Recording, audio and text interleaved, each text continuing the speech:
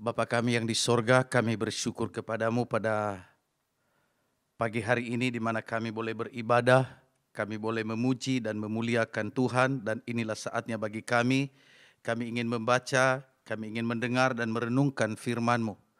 Bapa, berbicaralah kepada kami, katakan apa yang Engkau ingin katakan, kami semua sudah siap untuk mendengarnya. Di dalam nama Tuhan kami Yesus Kristus kami berdoa, amin. Firman Tuhan kepada kita pada pagi hari ini terdapat di dalam kitab Habakuk, Nabi Habakuk pasal 1 ayat 2 sampai 4. Habakuk pasal 1 ayat 2 sampai yang keempat. Saya akan bacakan ayat-ayat ini kepada kita. Demikian firman Tuhan. Berapa lama lagi Tuhan aku berteriak, tetapi tidak kau dengar. Aku berseru kepadamu penindasan, tetapi tidak kau tolong. Mengapa engkau memperlihatkan kepadaku kejahatan, sehingga aku memandang kelaliman? Ya, aniaya dan kekerasan ada di depan mataku. Perbantahan dan pertikaian terjadi. Itulah sebabnya hukum kehilangan kekuatannya dan tidak pernah muncul keadilan. Sebab orang fasik mengepung orang benar. Itulah sebabnya keadilan muncul terbalik.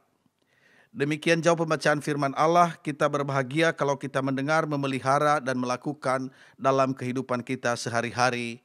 Haleluya. Tema firman Tuhan kepada kita hari ini adalah hidup dengan tanda tanya. Hidup dengan tanda tanya. Ada seorang bapak yang ketika dia share tentang keadaan hidupnya, dan ketika dia berbicara kepada hamba Tuhan, dia berkata, aku sendiri hampir tidak percaya jika Tuhan terus mengizinkan persoalan demi persoalan saya hadapi. Dan ia bercerita sederet pencobaan dan ujian yang telah ia dan keluarganya hadapi. Karena mengalami itu, ia merasa tak layak mengajar di gereja mereka, mengajar sekolah minggu di gereja mereka. Minggu demi minggu, ia merasa sangat gagal dan terus bertanya-tanya, apakah minggu depan masih mengajar sekolah minggu kah, atau dia mengundurkan diri saja? Pada suatu hari dia bertemu dengan seorang hamba Tuhan dan dia ceritakan masalahnya. Saudara, setelah hamba Tuhan mendengarkan, maka jawaban hamba Tuhan kepadanya, dia berkata bahwa terlepas dari permasalahanmu, terlepas dari pergumulanmu, maka saya melihat kamu adalah seorang guru sekolah minggu yang sangat baik dan sungguh menjadi berkat bagi anak-anak. Kamu punya talenta untuk mengajar. Terus dia berkata, terus saya bertanya, mengapa Tuhan mengizinkan saya mengalami duri dalam daging?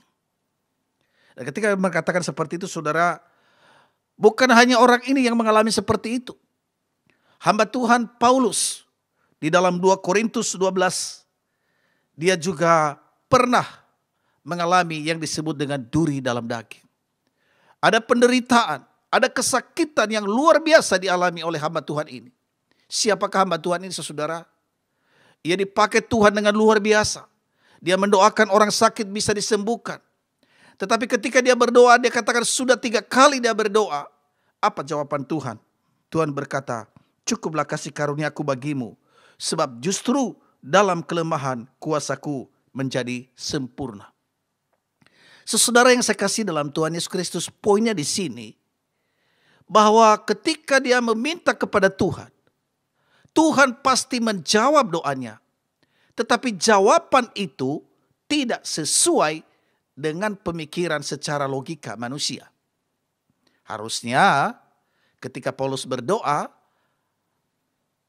cabutlah duri dalam daging itu. Tetapi Tuhan membiarkan duri itu dalam dagingnya Paulus.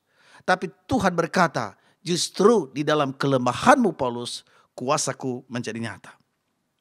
Saudara, hari ini kita berbicara tentang hidup dengan tanda tanya.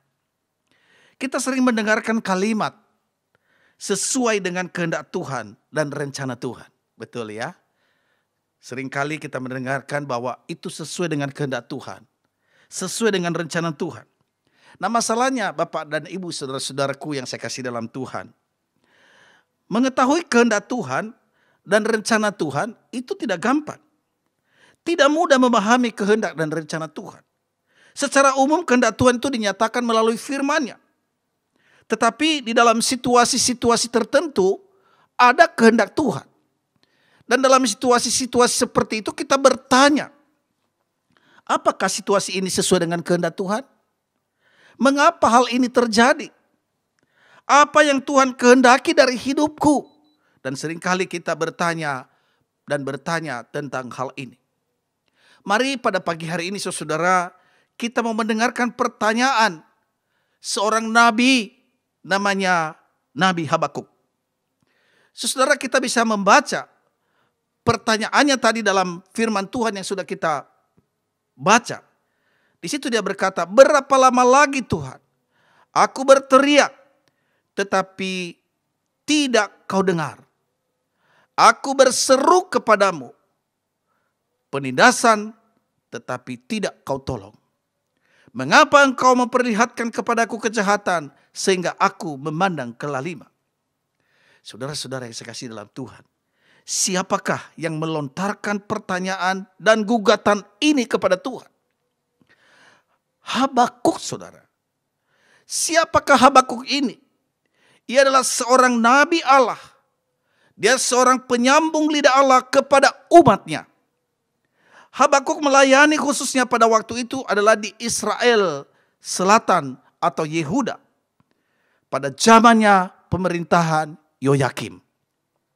Saudara, diperkirakan bahwa peristiwa itu terjadi sekitar tahun 606 sampai 605 sebelum Masehi, yakni di masa awal pemerintahan Raja Yoyakim. Nah, saudara, kita perlu bertanya, siapakah Raja Yoyakim ini? Ternyata saudara, Raja Yoyakim ini saudara, ini adalah seorang raja di Yehuda yang tidak takut Tuhan. Sekali lagi, dia tidak takut Tuhan. Kehidupan dan daripada pembesar-pembesar yang dia pimpin, pejabatnya, ya, saudara-saudara, penuh dengan kebobrokan. Pemimpin negeri lebih mengejar keuntungan daripada melayani masyarakat. Mereka punya kekuasaan dan kekuasaan itu mereka gunakan untuk mengeruk keuntungan pribadi mereka. Dalam keadaan seperti itu, suasana bangsa itu tidak baik. Rakyat menjadi menderita. Rakyat menjadi tidak terlayani. Nabi Habakuk, saudara, dia bertanya, berapa lama lagi Tuhan? Perhatikanlah bahwa pertanyaan berapa lama lagi ini bukan dimaksudkan soal berapa lama kondisi ini tetap ada, bukan itu saudara. Melainkan ditunjukkan pada kondisi Tuhan tidak mendengar menurut Habakuk. Tuhan tidak menolong menurut Habakuk. Nah, saudara, pertanyaan ini tidak bermaksud menghakimi Tuhan dan atau menjadikan Tuhan sebagai kambing hitam, tidak sama sekali. Dari tiap derita mereka, tetapi justru menjadikan Tuhan sebagai sumber pertolongan. Dan Nabi Habakuk tahu persis itu. Bahwa hanya Tuhan yang sanggup menolong. Dan dia sanggup menolong. Tetapi mengapa Tuhan membiarkan ini? Saudara, kemelut dan persoalan hidup yang dialami, tidak ada yang bisa menolong kecuali daripada Tuhan. Itulah sebabnya Habakuk bermohon kepada Tuhan. Selanjutnya saudara, Habakuk sampai pada kesimpulannya sendiri. Ketika Tuhan berdiam dari pertanyaan, dari permohonan, bahkan sampai gugatannya kepada Tuhan. Dia berkata begini, mengapa hukum kehilangan kekuatan dan tidak muncul keadilan? Dalam firman Tuhan yang sudah kita baca tadi. Mengapa keadilan muncul terbalik? Jawabannya dari Habakuk, dia jawab sendiri di dalam ayat 4. Karena orang fasik mengepung orang benar. Karena orang fasik mengepung orang benar. Saudara, jawaban ini menarik untuk ditelusuri. Jika orang fasik mengepung orang benar, itu berarti jumlah orang fasik jauh lebih banyak daripada orang benar. Nah, jika orang fasik lebih banyak, maka kumpulan mereka lah yang menguasai sebagian besar sistem pemerintahan kehidupan di dalam masyarakat. Maka jikalau demikian, saudara, apa yang terjadi? Keadilan muncul terbalik. Dan penyebabnya adalah sistem peradilan yang telah dikuasai oleh orang fasik. Maka Habakuk dalam jawabannya ini, saudara, Tuhan menjawab. Apa yang dijawabkan oleh Tuhan? Hati Tuhan sedih melihat umat itu. Bahkan juga Tuhan marah. Maka apa jawaban Tuhan? Orang Kasdim, bangsa yang garang, menakutkan dan ganas itu dibangkitkan oleh Tuhan untuk menghukum mereka. Untuk menghukum orang fasik itu. Untuk menghukum orang yang memutarbalikkan kebenaran itu. Untuk menghukum orang yang hanya memikirkan kepentingan dirinya sendiri dan berbuat jahat. Tapi saudara, apa yang terjadi? Setelah pertanyaan yang pertama, Tuhan jawab. Maka saudara, Nabi Habakuk bertanya yang kedua. Pertanyaan yang kedua apa? Pertanyaan yang kedua adalah reaksi Habakuk ketika bangsa Kasdim yang dibangkitkan oleh Tuhan untuk mengurus orang yang tidak adil ini. Apa yang dilakukan oleh orang-orang ini, saudara? Maka bangsa kafir itu menghukum umat pilihan Allah dan meluluhlantakkan daripada kota bahkan keadaan di Yehuda. Habakuk kembali mempertanyakan kepada Tuhan yang memakai bangsa yang justru lebih jahat daripada orang Yehuda. Itulah hati seorang nabi. Dia marah kepada keadaan seperti itu. Tetapi ketika Tuhan bertindak menghancurkan mereka, maka dia bertanya lagi, Tuhan, mengapa engkau melakukan ini? Kenapa engkau mengirim orang jahat untuk menghancurkan mereka? Ini pertanyaannya. Saudaraku yang saya kasih dalam Tuhan, bayangkan seorang nabi bertanya dan menggugat Allah di dalam ketidakmengertiannya. Ia tidak dapat mengerti mengapa aniaya dan kekerasan ada di depan matanya. Perbantahan dan pertikaian terjadi. Dia bertanya kenapa hukum kehilangan kekuatannya dan tidak pernah muncul keadilan sebab orang fasik mengepung orang benar. Itulah sebabnya keadilan muncul berbalik. Saudara-saudara, jika seorang nabi saja tidak paham tentang apa yang ada di depan matanya, bagaimana ia sanggup menjelaskan hal ini kepada pendengarnya? Karena dia adalah penyambung lidah Allah. Ternyata saudara-saudaraku yang saya kasih dalam Tuhan, status dan kedudukan sebagai nabi tidak membuatnya lebih tahu daripada manusia lainnya. Dia tidak lebih tahu. Itulah sebabnya Habakuk bertanya dan bahkan pertanyaannya bernada gugatan. Apakah Habakuk kurang rohani dan kurang beriman? Pertanyaan dan bahkan gugatan Habakuk adalah sebuah bukti bahwa sedekat apapun kita dengan Tuhan, hidup beriman tak akan lepas dari pertanyaan dan ketidakmengertiannya kita jalan-jalan Tuhan. Saudaraku yang saya kasih dalam Tuhan, bertanya bukan tanda kurang rohani. Namun bagian dari keterbatasan manusia. Itulah dia sebabnya bertanya. Tuhan tentu saja maha tahu. Namun manusia banyak tidak tahu. Di dalam ketidaktahuan kita, janganlah kita menjadi manusia yang menjadi sok tahu. Beriman menuntut keberanian hidup dengan pertanyaan. Ada saat di mana kita bertanya-tanya kepada Tuhan. Dan dalam satu dua cara Tuhan menjawab kita. Kita bersyukur untuk itu.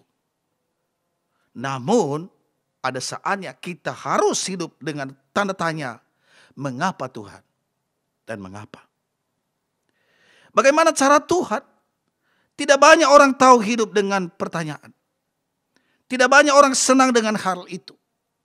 Akibatnya Tuhan ditinggalkan dan mencari kepastian yang lain yang lebih dapat dipegang dan kasat mata. Seperti orang pintar, dukun, dan benda-benda jimat tertentu. Atau pergi ke gunung tertentu, ke tempat keramat tertentu. Hal-hal ini saudara membuat Tuhan berduka. Dan justru menghasilkan kebingungan yang lebih besar lagi dengan pelbagai jawaban yang muncul dari orang-orang seperti itu. Saudara-saudara, beriman kerap kali memang tidak memberikan kepastian kasat mata. Tetapi memberikan satu-satunya cara untuk hidup, untuk damai dan tenang. Di dalam pergumulannya Habakuk berkata, tetapi orang yang benar itu akan hidup oleh percayanya. Habakuk pasal 2 ayat keempat. Bapak dan Ibu saudara-saudaraku yang saya kasih dalam Tuhan Yesus Kristus, kita sudah memasuki bulan Januari dan hari ini akhir dari bulan ini. Belum tahu kapan kita berbakti secara bersama-sama di gereja. Pertanyaan yang muncul, sampai kapan Tuhan? Bahkan kita mungkin juga bertanya, Tuhan, mengapa Engkau mengizinkan COVID-19 ini ada? Belum ada yang bisa menjawab. Boleh ada orang yang mengatakan apapun. Ya, saudara-saudaraku yang saya kasih dalam Tuhan Yesus Kristus. Dalam pertanyaan-pertanyaan seperti itu, sebenarnya Tuhan jawab. Ya, kalau kita melihat keadaan dunia ini, sebenarnya Tuhan punya rencana yang baik. Maka ketika Tuhan melihat dunia selama ini yang bobrok, yang hidup dalam kegelapan, Tuhan sedang memurnikan umatnya. Umat manusia di dunia ini, termasuk anak-anak Tuhan dan gereja Tuhan. Saudaraku yang saya kasih dalam Tuhan. Banyak orang yang bertanya-tanya tentang kejahatan, dosa, dan lain-lain sebagainya. Tapi saudara, ada seorang yang bernama Charles R. Swindoll mengatakan begini, dengan memahami kedaulatan Allah, maka kita dapat dengan mudah mentoleransi berbagai ketidakadilan dan persoalan dan penderitaan. Saudara-saudara yang saya kasih dalam Tuhan Yesus Kristus, Allah kita adalah Allah berdaulat, Allah yang maha kuasa, dan tidak ada satupun yang lepas dari mata Tuhan. Tuhan tahu keberadaan kita anak-anaknya. Tuhan tahu keberadaan dunia ini. Maka Swindoll berkata, dengan memahami kedaulatan Allah, maka kita dapat dengan mudah mentoleransi. Kita mengerti. Karena apa? Bapa kita yang baik di sorga itu adalah Bapa yang baik. Yang mengasihi kita, yang peduli dengan kita, yang memberikan yang terbaik bagi kita. Kita bisa mendapatkan penderitaan oleh karena berbagai hal, saudara. Tetapi saudaraku yang saya kasih dalam Tuhan Yesus Kristus, bahwa Tuhan mengizinkan semuanya itu pada diri kita. Tetapi ingat bahwa tidak ada persoalan, tidak ada penderitaan yang permanen. Tuhan akan menolong kita. Saudara, mari kita melihat contoh hamba Tuhan namanya Yusuf. Yusuf menerima penderitaan oleh perlakuan saudara-saudaranya. Untuk beberapa lama harus hidup sebagai seorang yang tidak mendapatkan hak sebagai anak dari Yakub. Demikian juga ketika dia berada di Mesir, saudara, ia menanggung derita akibat fitnah dari istri Potifar. Namun Yusuf memahami semua yang terjadi atas hidupnya dengan iman kepada Tuhan dengan mengatakan begini dalam Kejadian 50 ayat 20. Memang kamu telah mereka-reka yang jahat terhadap aku, tetapi Allah telah mereka-rekanya untuk kebaikan. Di dalam penderitaan Yusuf, Allah tidak pernah meninggalkan dia. Tuhan menyertai hambanya. Sekalipun kita mengalami hal yang begitu menekan kita dalam penderitaan. Tetapi bagi setiap orang yang hidup di dalam iman kepada kuasa kebesaran Tuhan, maka di ujungnya kita akan menerima yang terbaik. Terbukti dalam kehidupannya Yusuf. Tetapi ada satu hal yang indah dalam kehidupan Yusuf. Dia tabah. Dia tetap bersandar kepada Tuhan. Dan dia tidak mengecewakan Tuhan. Dengan sikap percaya kepada Tuhan, maka di balik duka ada yang bekerja untuk mengubah penderitaan menjadi kebaikan, bahkan sukacita. Tuhan tidak berjanji untuk melindungi kita dari kejahatan. Tuhan tidak berjanji itu. Tetapi Tuhan menjamin keselamatan setiap orang percaya. Saudaraku yang saya kasih dalam Tuhan Yesus Kristus, pertanyaan boleh. Tetapi jangan membuat kita meninggalkan kebenaran atau meninggalkan Tuhan. Kita boleh mengajukannya kepada Bapa yang baik. Dan dia akan menjawab kita. Saya mengakhiri khotbah hari ini, renungan kita hari ini, dengan menceritakan sebuah cerita yang berkaitan dengan firman Tuhan hari ini. Ada seorang anak kecil bernama Joyce yang umurnya 3 sampai 4 tahun kurang lebih. Nah, saudara, papa dan mamanya Joyce kerja di kantor, di perusahaan. Maka setiap hari pagi diantar ke rumah kakek dan neneknya. Sore dijemput.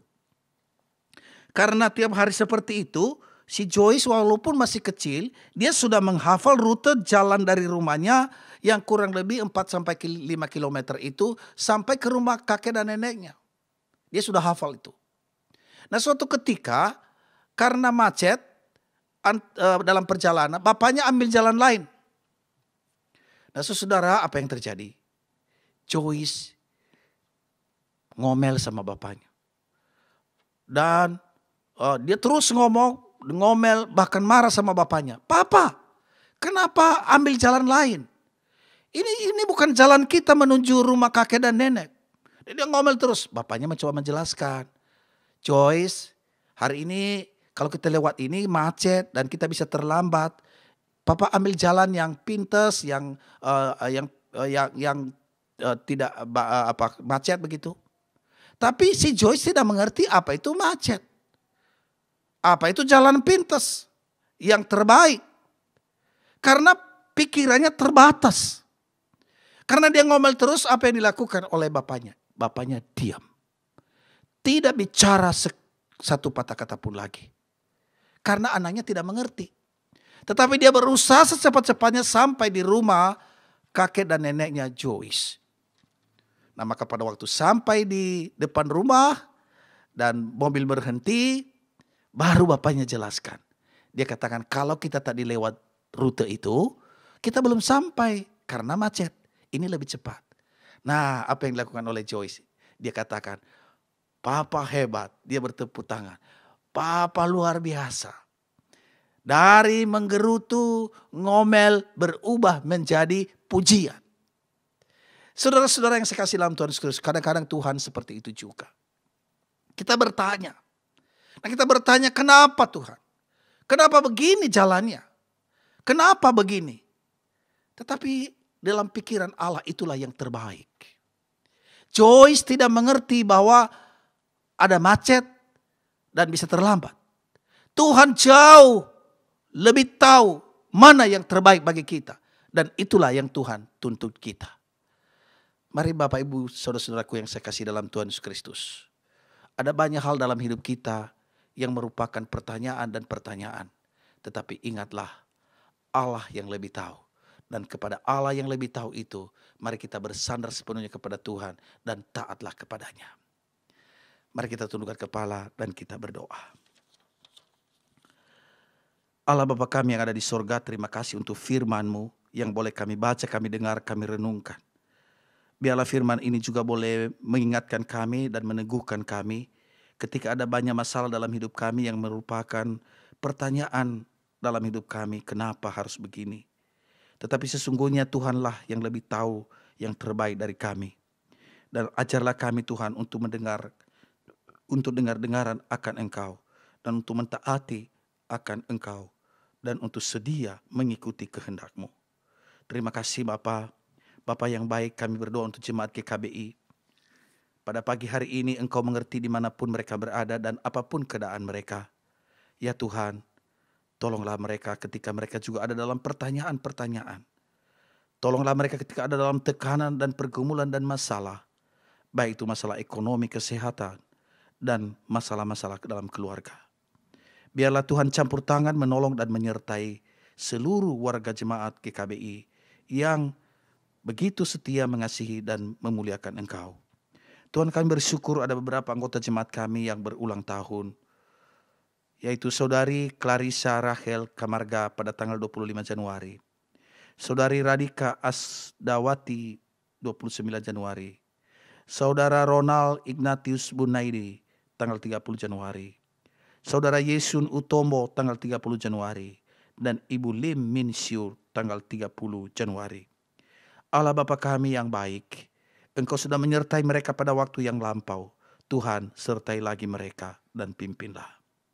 Bapa, kami berdoa untuk gereja-gereja yang ada di Indonesia, bahkan di seluruh dunia. Tuhan, Engkau menyertai anak-anak-Mu juga, dan Engkau sertai. Demikian juga dengan COVID yang telah melanda seluruh dunia ini. Tuhan tolong, Tuhan sertai, Tuhan campur tangan dalam kehidupan umat manusia yang tertekan saat ini. Tetapi biarlah melalui kesempatan ini Tuhan, Engkau dihormati, Engkau diagungkan, Engkau dimuliakan. Karena hanya Tuhanlah yang sanggup menolong kami. Terima kasih Tuhan, kami doakan pemerintah kami. Biarlah Tuhan sendiri juga yang terus memberkati mereka, memberi hikmat di dalam menjalankan roda pemerintahan. Terpujilah Engkau Bapa, di dalam nama Tuhan kami Yesus Kristus, kami berdoa yang telah mengajar kami berdoa.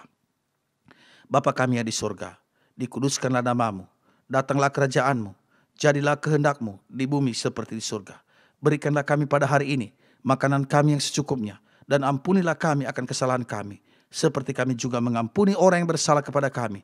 Dan janganlah membawa kami ke dalam pencobaan, tetapi lepaskanlah kami daripada yang jahat, karena Engkau yang punya kerajaan dan kuasa dan kemuliaan sampai selama-lamanya. Amin.